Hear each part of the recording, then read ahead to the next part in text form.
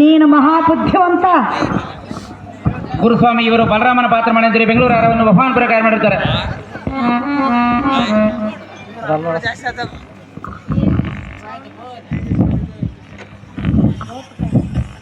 ಅದು ಏನು ದೇವಿ, ನಿನ್ನ ಮನ ನೊಂದು ಕೊಂಬುವಂತೆ ನಾನೇನಾದರೂ ನಿನ್ನನ್ನು ಎಳಿಸಿ ತಿರಸ್ಕರಿಸಿದನೇ ರಮಣಿ, ಎನ್ನ ಪ್ರೇಮದ ಅರಗಿಣಿ.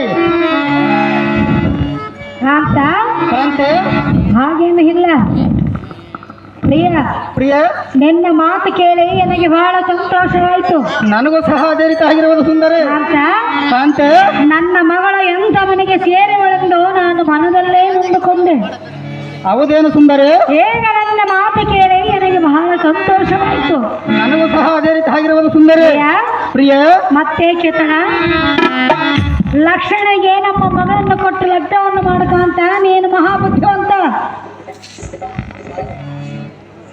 ಹೇ ಕಾಂತೆ, ನಿನ್ನ ಮನೋಗಿಷ್ಟೆಯಂತೆ ಎನ್ನ ಮನೆಗೆ ಬಯಕು ಸಹ ಅದರಂತಲ್ಲವೇ. ಎನ್ನಗೆ ಬಹಳ ಸಂತೋಷವಾಯಿತು.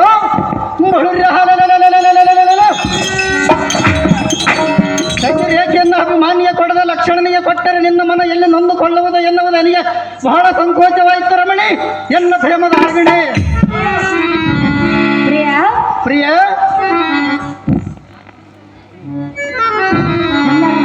ಸುಂದರಿ, ಹೇಳನ್ನ ಕೇಳು. ಅದೇನು ಚೆನ್ನಾಗಿ ಹೇಳು. ದ್ವಾರಕಾವತೇ ಸತ್ಯಭಾಮ ಸತ್ಯಭಾಮ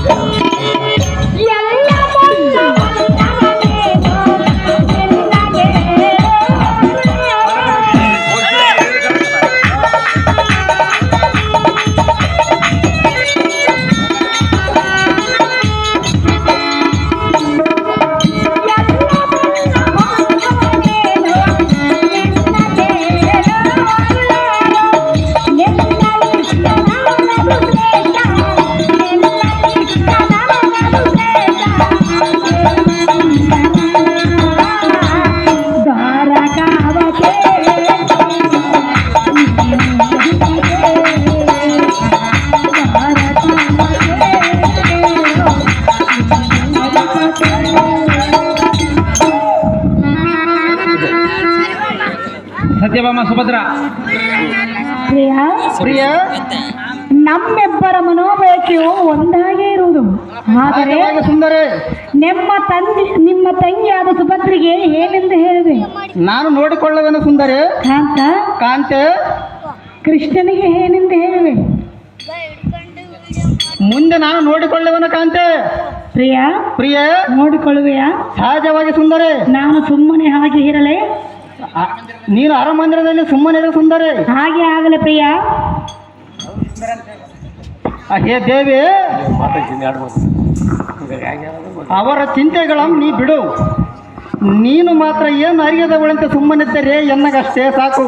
ಹಾಗೆ ಆಗಲಿ ಪ್ರಿಯ. ನನ್ನ ಚಮತ್ಕಾರದಿಂದ ಅವರಿಗೆ ತಕ್ಕ ಸಮಾಧಾನ ಹೇಳುವನು ರೇವತಿ. ಮುಗಿಯಿತು ನಿನ್ನ ಕೆಲಸದ ರೀತಿ. ನಿನ್ನ ಇಷ್ಟದಂತೆ ಆಗ್ಬೇಕಂತ